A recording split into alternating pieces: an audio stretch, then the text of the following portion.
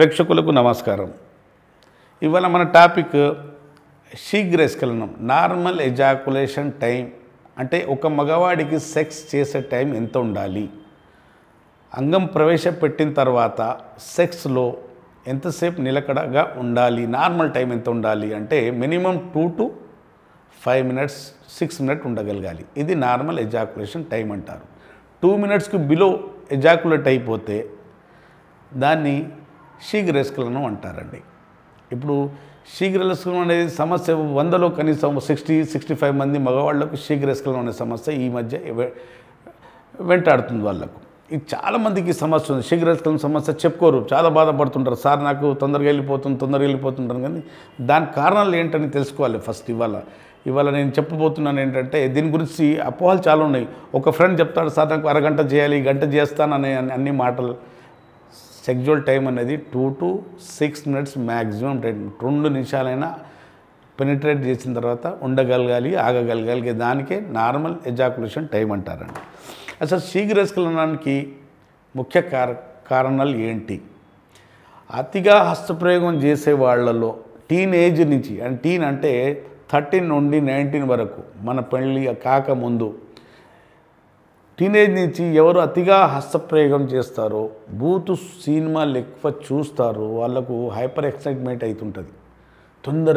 తొందరగా ముగించుకుందాం, తొందరగా భావి ప్రాప్తి పొందామని, తొందరగా చేసుకుందాం, ప్లెజర్ పొందామనే తపనతో కొట్టుకుంటుంటారు, హస్తప్రయోగం చేస్తుంటారు వాళ్ళు. దానివల్ల వాళ్ళ బ్రెయిన్కు ఒక హ్యాబిట్ పడిపోతుంది తొందరగా ఎజాకులేట్ చేయటం. కాబట్టి దానికి కండిషన్ రిఫ్లెక్స్ అంటారు.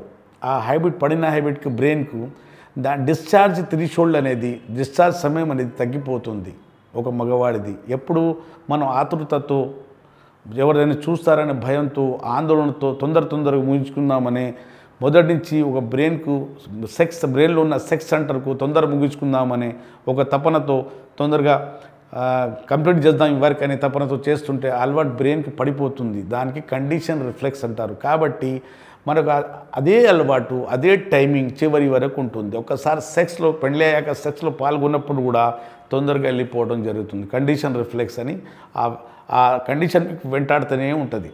ఎందుకు? మనమే వేసుకున్నాం, మన బ్రెయిన్కు ఒక అలవాటు వేసాం. ఏంటంటే మనం తొందరగా అంటే భావి ప్రాప్తి పొందాం, మనం తొందరగా ప్లెజర్ పొందాం, హాయి పొందాం అనే తపనతో ముగించుకున్నాం. కాబట్టి ఈ అలవాటు బ్రెయిన్కి పడిపోతుంది.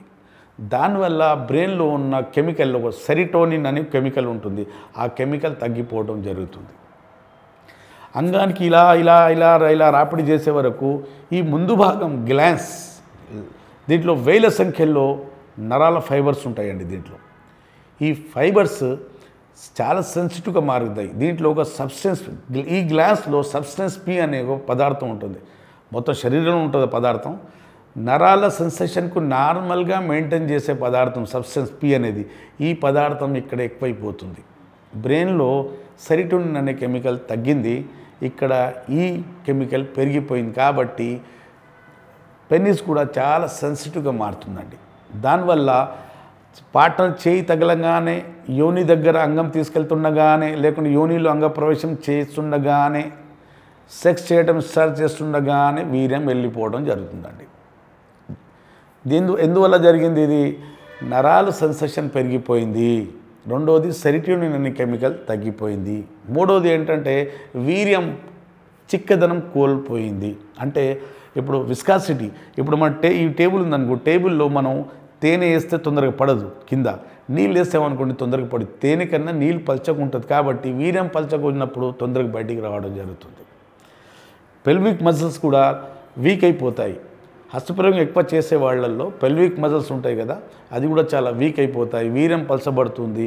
సెరిటోనిన్ అనే పదార్థం అంటే కెమికల్ తగ్గిపోతుంది. సబ్స్టెన్స్ పి అనే కెమికల్ పెరిగిపోతుంది. హైపర్ ఎక్సైట్మెంట్కు తొందరగా గురి అవుతుంటాడు పేషెంట్, మాటికి తొందరగా ఉత్తేజపడుతుంటాడు. కాబట్టి ఇవన్నీ కారణాలు అవుతాయి ప్రీమ్యాచ్యూర్ ఎజాకులేషన్కి.